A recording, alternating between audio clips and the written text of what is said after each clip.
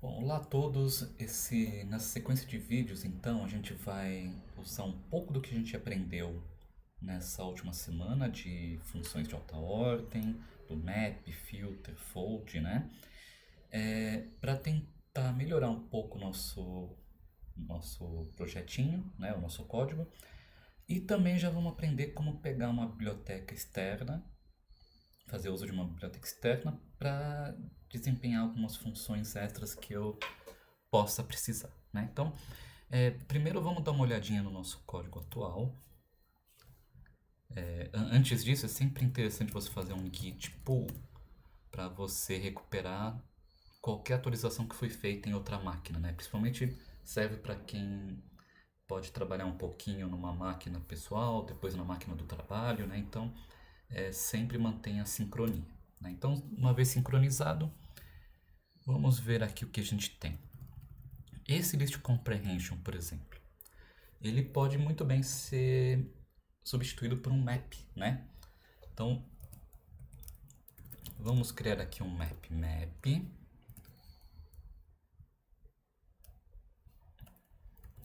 uma função que pega um argumento que eu não vou usar para nada e que chama createSolution, né?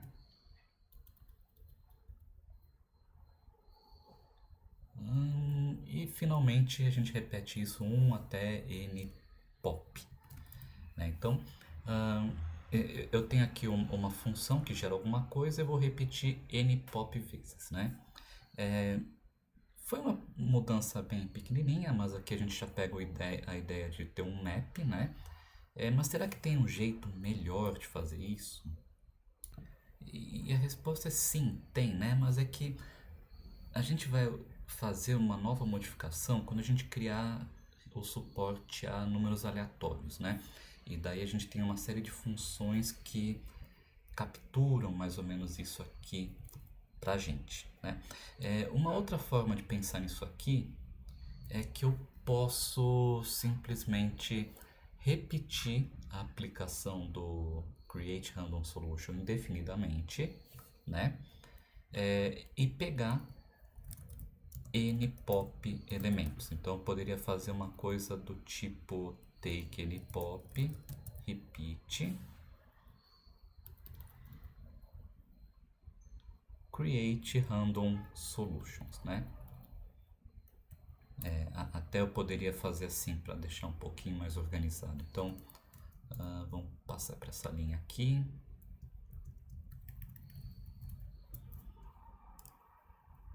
Take in pop, repeat, assim passa uma ideia de um pipeline, né? Então, eu faço create random solution, depois eu uso repeat para ficar repetindo esse mesmo valor n vezes e pego, né, n pop. E aqui ele fala para mim, olha, você tem take um número e repeat. Quando você tem isso, você pode simplesmente usar o replicate, né?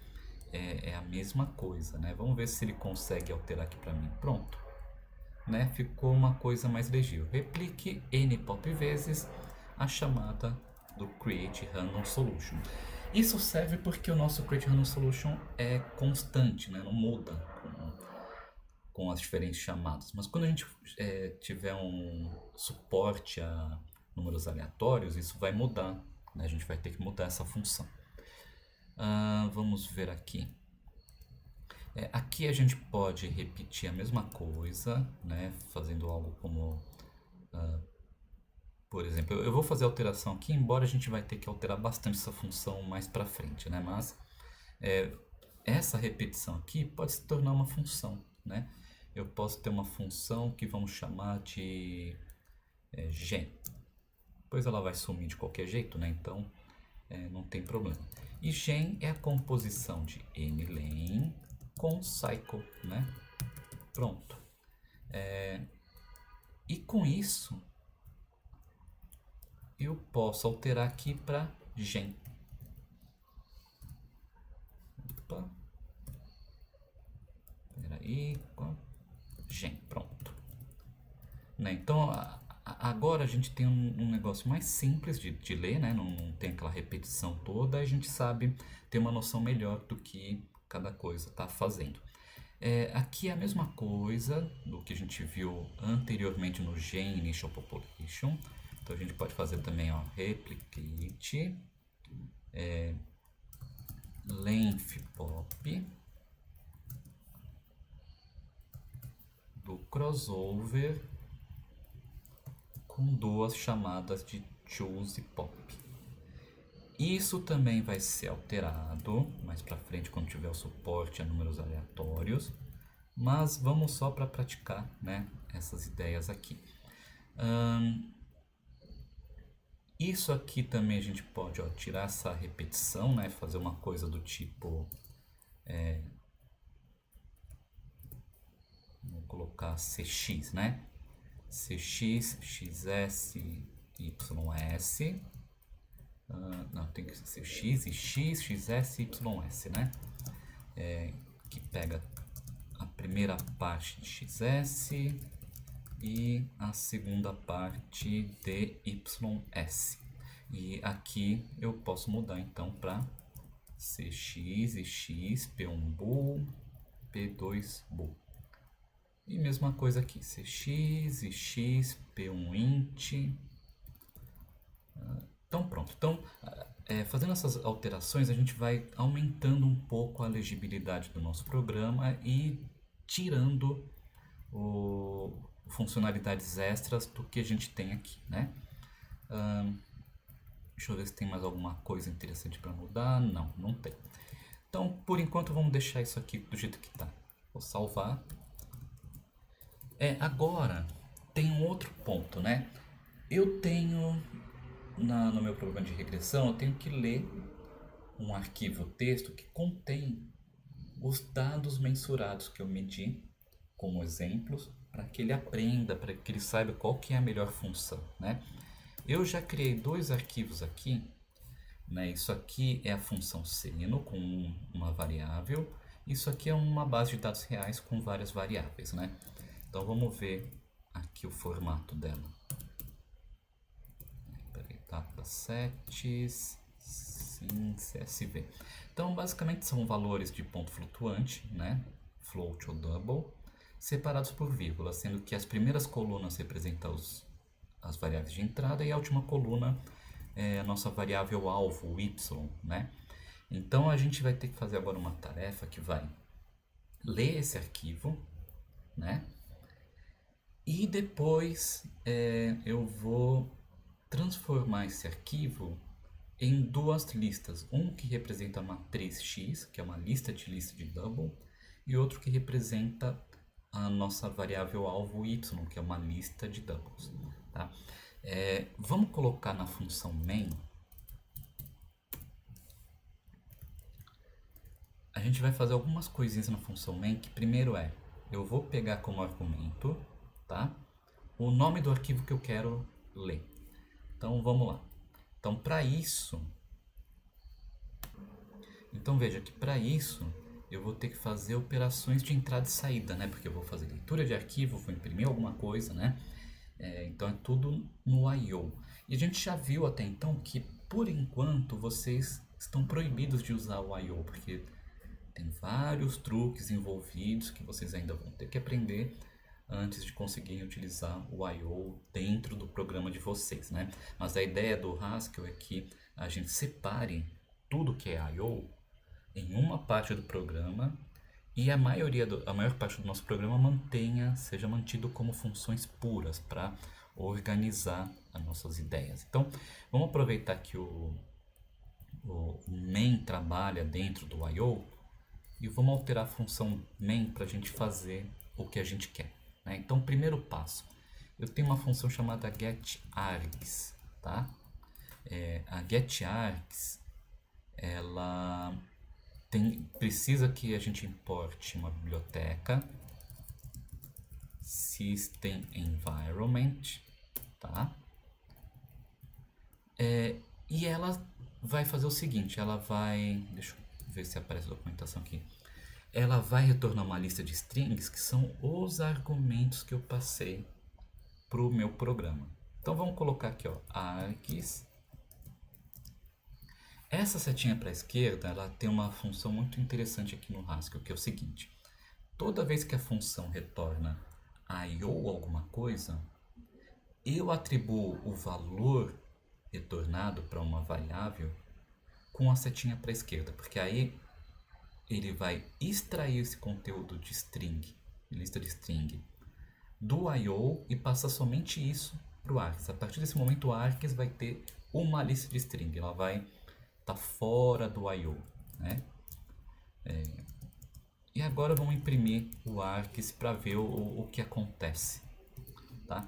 Então vamos lá, stack build, vamos ver se não tem nada errado, stack run, dataset sim. Então veja, ele me traz uma lista que o primeiro elemento da lista é o primeiro argumento. Se eu colocar mais argumentos,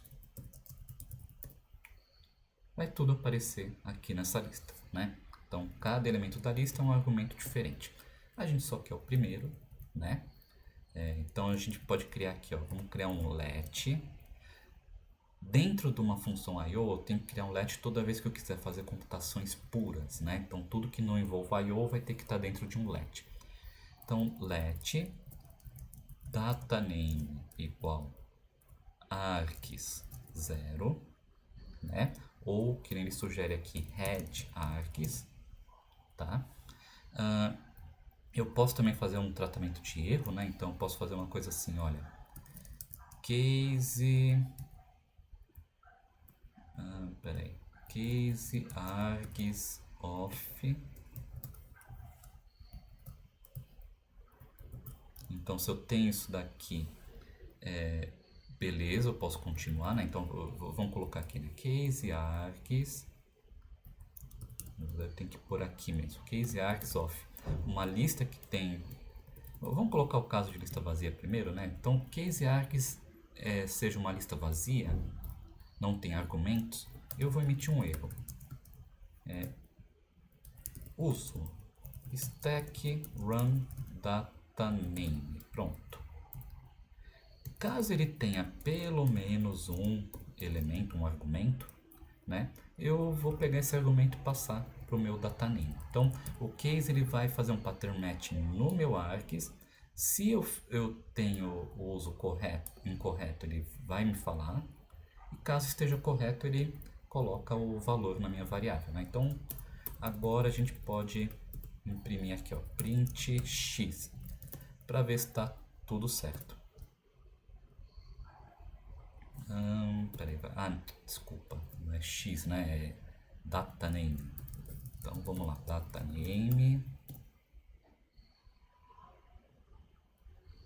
Pronto, apareceu só o primeiro argumento. Se eu colocar outros também, né, não aparece. E se eu não colocar nenhum, agora ele vai reclamar, né? Olha, uso stack run dataname. Pronto. Então essa primeira parte está resolvida. Agora eu quero ler o conteúdo desse arquivo, né? Para isso eu tenho o comando read file, né? Vamos ver, read file, que pega um nome de arquivo e me devolve o conteúdo, né? Então vamos colocar aqui dat, né, de dados. Ele vai receber o conteúdo do arquivo. Print dat. Deixa eu abrir uma outra janelinha aqui para a gente não ter que ficar saindo toda hora. Então veja, olha, aqui ele está imprimindo todo o conteúdo do arquivo, né? O print, quando você passa uma string como argumento, ele não vai ler o /n como um pula-linha, ele vai simplesmente imprimir /n. Você pode resolver isso fazendo aqui, ó, put strln. E agora ele vai imprimir o conteúdo exatamente como a gente vê no editor, né? Então pronto. Então veja só, o que eu tenho que fazer aqui nesse arquivo? Eu tenho que parsear esse arquivo para que ele me retorne o que eu quero, né? Que é uma lista de doubles para x e uma lista de doubles para y, né? Então vamos criar uma função chamada parsefile que vai receber essa string zona. Para facilitar por enquanto, vamos só devolver, né, uma matriz de doubles que seria o x e o y, né, o próprio x e o y. Então, parse file, eu recebo uma string. Primeira coisa que eu tenho que fazer é separar as minhas linhas, né? Então, todos os /n's vão ter que virar uma lista para cada linha. Para isso, eu tenho a função lines, né? A função lines, ela vai pegar uma string, por exemplo, x, y, z, e transformar na lista de strings x, y e z, né? Então ela vai fazer isso. Então cada linha vai representar uma linha na nossa base de dados.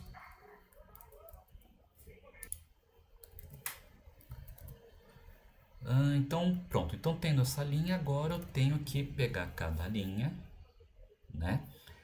E separar pelas vírgulas. Então agora eu vou ter uma coisa assim, por exemplo, 1.0, 3.1. E eu quero fazer isso aqui. Quero transformar isso nisso aqui. Onde que eu tenho essa função? Agora que é um problema, né? Onde que eu consigo encontrar essa função? Então vamos ver no nosso Google, né? Que é o nosso Google do Haskell. Vamos ver se eu consigo encontrar uma função que faz isso que eu quero. Então basicamente o que eu quero é o seguinte. Eu tenho uma string que vai falar exatamente que tipo de separador eu estou usando. Eu vou ter uma string que é a string que eu quero separar, que eu quero dividir, e no final eu quero uma lista de strings. Né? Uma string a gente sabe que é uma lista de caracteres, então vamos generalizar. Eu tenho uma lista de A, que são o que eu estou querendo usar como separador, que tipo de sequência eu vou usar como separador. Tem uma lista de A que contém esse separador, e no final eu quero uma lista de A. Né? E vamos ver o que ele vai retornar aqui para mim. Olha só, primeira função que ele me dá, split on, né? Então vamos ver o exemplo aqui, ó. Split on numa string que tem ponto aqui como separador, ele gera exatamente o que a gente quer. Só que ele está nessa biblioteca datalist split, né? E para isso a gente vai ter que então alterar o nosso projeto para que ele leve isso aqui em conta, ele consiga capturar esse split e eu possa importar o datalist split, tá? Então a ideia, voltando ali pro terminal, a ideia é que eu posso fazer uma coisa do tipo import datalist split, e aí aqui para cada linha eu posso fazer um split on vírgula e ele vai retornar o que eu quero, né? Só que então agora eu tenho que dizer pro meu projeto que eu preciso fazer o uso da biblioteca split. Para isso, vamos editar o package, né?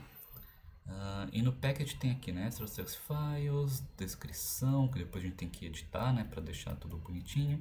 Dependências. O dependência ele fala aqui, ó, eu preciso do base, né, que é toda a biblioteca básica do Haskell, e eu posso colocar aqui split.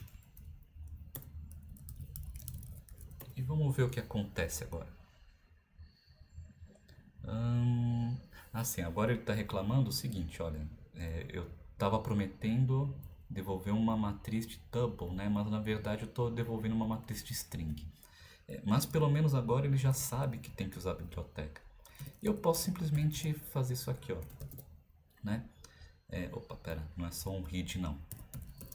Map read. Então veja o que ele está fazendo aqui agora. Ele vai dividir a minha string em linhas. Em cada linha, ele vai dividir a linha em uma lista de strings, né, que são os nossos números, e para cada um dessas strings ele vai usar um read que vai converter para um double, né? Agora eu posso fazer isso aqui, ó, print não, né? Print parse file dat. E vamos ver o que acontece. Stack run. Opa, esqueci do meu argumento.